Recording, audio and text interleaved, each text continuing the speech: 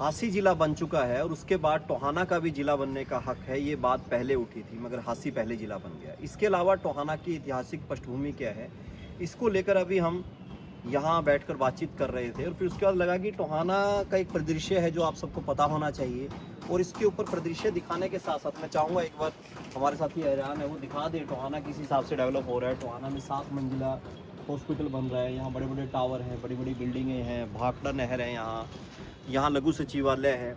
उसके बावजूद ये डिस्ट्रिक्ट क्यों नहीं बन पाया और इसकी जो ऐतिहासिक पृष्ठभूमि है वो क्यों नहीं उभर कर सामने आ रही, इन विषयों पे बातचीत करेंगे। मेरे साथ हैं एडवोकेट लीगल जो एडवाइज़र हैं राज वर्मा जी और एडवोकेट हैं रजनीश जैन जी। इन दोनों से हमारी बातचीत रहेगी एक एक करके।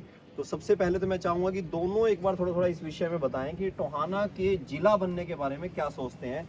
तो शुरुआत में राज वर्मा जी से करूँगा कि राज वर्मा जी इसके ऊपर एक बाकायदा एक लेटर लिख के ड्राफ्ट करके उसको भेजा गया था। तो वर्मा जी बताइए टोहाना जिला क्यों नहीं बन पा रहा, आप इतने टाइम से कोशिश कर रहे हैं। टोहाना गंदी राजनीति का शिकार बना हुआ है जी। अदरवाइज अगर जो भी इन्होंने लेटेस्ट ज़िले बनाए हैं टोहाना के साथ कंपेयर किया जाए, मेरिट बेस पे देखा जाए तो टोहाना सबसे ऊपर आता है। लेकिन शहरवासियों का समझ लो या हमारा दुर्भाग्य है कि यहाँ के जो कर्ता धर्ता हैं वो नहीं चाहते कि यहाँ ये कर्ता धर्ता कौन है इसके ऊपर हम बात करेंगे, पर उससे पहले मैं रजनीश जैन जी के पास आना चाहूँगा। जैन साहब आपका क्या मानना है, टोहाना जिला क्यों नहीं बन पा रहा?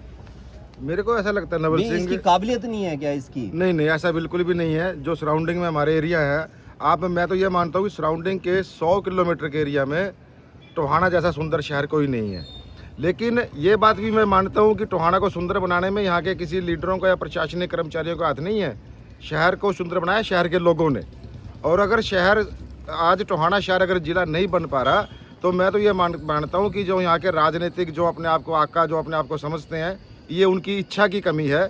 अगर उनकी इच्छा ही नहीं है यहाँ को टोहाना को जिला बनाने की, अगर उनके मन में ये बात आ जाए कि टोहाना को जिला बनाना है तो मुझे नहीं लगता कि टोहाना किसी बात में जो लोग अभी जो नए जिले बने हैं उनसे किसी बात में कम है, उनसे पीछे। आपने आका शब्द कह दिया, इन्होंने कर्ता धर्ता कहा। पहले कर्ता धर्ता जान ले फिर आका पे आएंगे कि आखिर आका कौन है, कर्ता धर्ता कौन है ये बताइए पहले तो। जो आज की राजनीति बहुत गंदी होती है।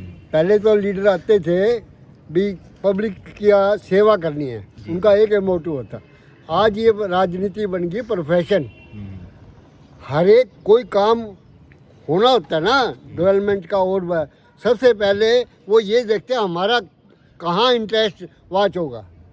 This is the drawback in the system. फिर ये करता हुए धरता धरता हुए, ये करता धरता सारे वही हैं आज के दिन। तो आप आकाओं को लेके क्या कहेंगे जो आपने आका शब्द इस्तेमाल किया है? तो जिन का आका होता है, भी आका है जो जिन का है।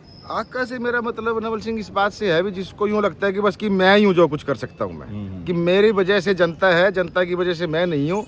लेकिन पॉलिटिक्स का जो सिस्टम है उसमें जो लीडर होता है वो जनता की वजह से होता है, जनता लीडर की वजह से कभी नहीं होती। पर फिलहाल ऐसा हो गया कि जनता को जिन बना के बोतल में बंद कर दिया और आका बाहर बैठा हुआ अपने हिसाब से काम कर रहा है। उनको लगता है कि जनता तो कि हमारे ऊपर जनता डिपेंड है कि जब तक हम कुछ नहीं चाहेंगे या जब तक हम कुछ नहीं सोचेंगे तब तक जनता का कुछ नहीं होगा। लेकिन उनको ये बात समझ में आनी बेहद ज़रूरी है कि जनता की वजह से आप लोग बैठे हो, आपकी वजह से जनता नहीं है। अच्छा, एक बात और करेंगे कि जिला बनने को लेके काफ़ी लोग प्रयास कर रहे हैं, काफ़ी समय से प्रयास कर रहे हैं। हालांकि ये डिस्कशन भटक जाती है कहीं ना कहीं। लोग ये कहना शुरू कर देते हैं कि सबसे पहले किसने प्रयास किया, कब प्रयास किया। बात ये है कि जिला बन जाए पहले, क्या किया क्या नहीं किया उसके बाद की बात है। राज वर्मा जी से मैं जानना चाहूँगा कि फिर आप ये बताइए कि कब से सबसे पहले टोहाना में सुगबुगाहट कब से शुरू हुई कि जिला बनना चाहिए? ये जब 7 जिले थे तब से है या उसके बाद की है? आप पुराने हैं, थोड़ा सा बताइए इसके बारे में। इसके जब से फतेहाबाद का डिस्ट्रिक्ट बना है, हाँ जी, उससे ये मुहिम चली थी, तब से चल पड़ी थी। जब से चली थी, ठीक है। और हर बार जब भी कोई जिला बनाना हुआ टोहाने के लोग चीखते रह गए, लेकिन टोहाने के लोगों की किसी ने नहीं सुनी। मैंने भी शुरू से ही मैंने बहुत मेमोरेंडम भी दिया हुआ है और अपने लेवल पे मैंने जो करना था वो मैंने किया है। But very sad, nothing has been done. किसी ने आपसे जवाब दिया हो, किसी ने बताया हो भी इस वजह से आपका जिला नहीं बन सकता? Not at all. उन लेटर का कोई जवाब नहीं है, ना मेमोरेंडम का कोई रिस्पॉन्स है। लेकिन यू कैन अंडरस्टैंड जी।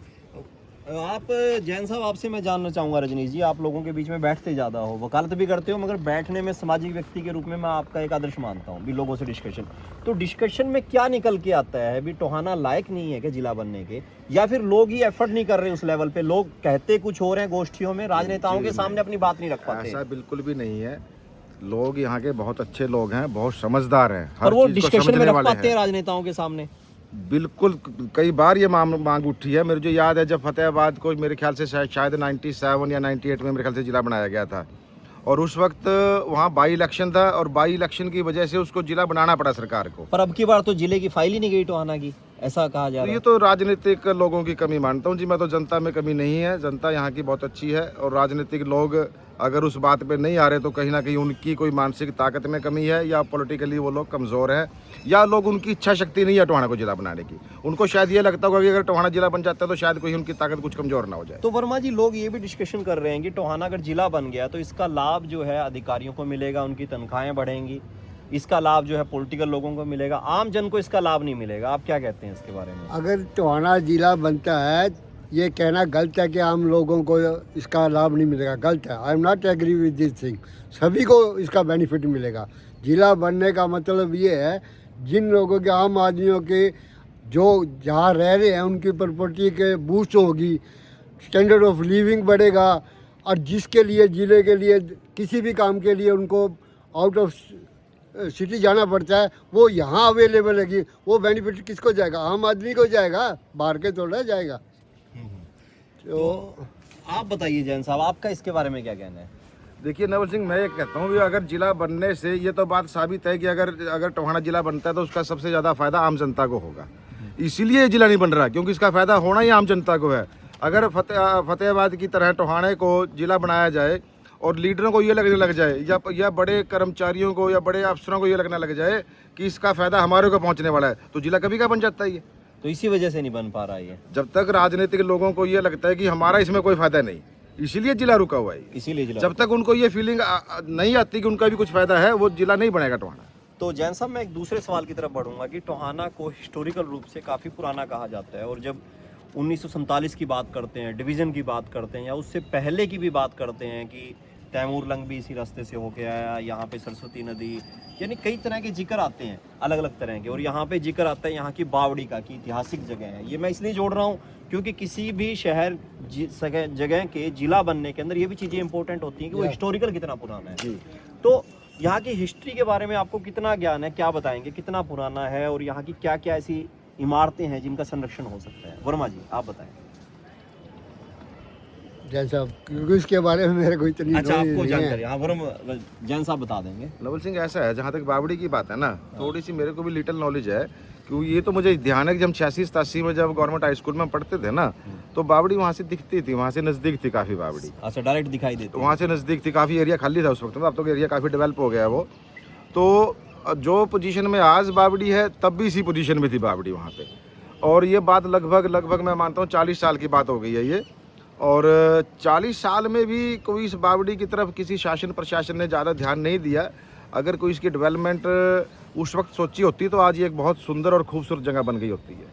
लेकिन बड़े खेद की बात है कि कोई शासन प्रशासन इस मामले में कोई ज़्यादा गंभीर नहीं है। बातें तो आती हैं, पहले भी आती रही हैं बातें, अखबारों में भी आती रही हैं, और अफसरों के बीच भी बात होती रही है, लीडरों ने भी जिक्र किया इसका, लेकिन धरातल पे इसके बारे में किसी ने कोई कार्य नहीं किया। क्या इसका कोई लाभ होगा अगर इसका कोई डेवलपमेंट हो जाती है? देखिए, या ये कहा जाए कि इन पुरानी चीज़ों की क्या जरूरत है? नहीं, ये तो बात बिल्कुल गलत है। ऐतिहासिक चीज़ें तो हमेशा एक संरक्षित होनी चाहिए, और हमारा तो हिंदुस्तान का इतिहास बहुत इतनी बड़ी बड़ी बिल्डिंग्स, इतने बड़े बड़े आर्किटेक्ट हिंदुस्तान का तो मशहूर है सारी दुनिया में। तो अगर टोहाना में भी हमारे पास कोई एक छोटा सा कोई उसका नमूना है, तो मुझे लगता है सरकार को उसको ज़रूर मतलब एक संरक्षित करना चाहिए।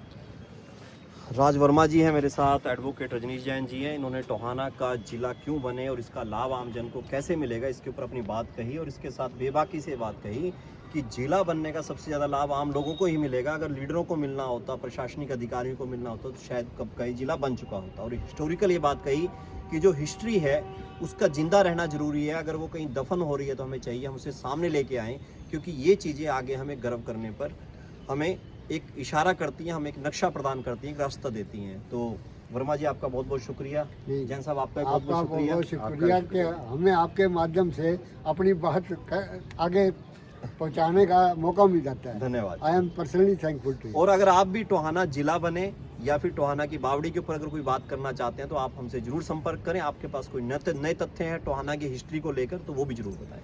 धन्यवाद। Thank you.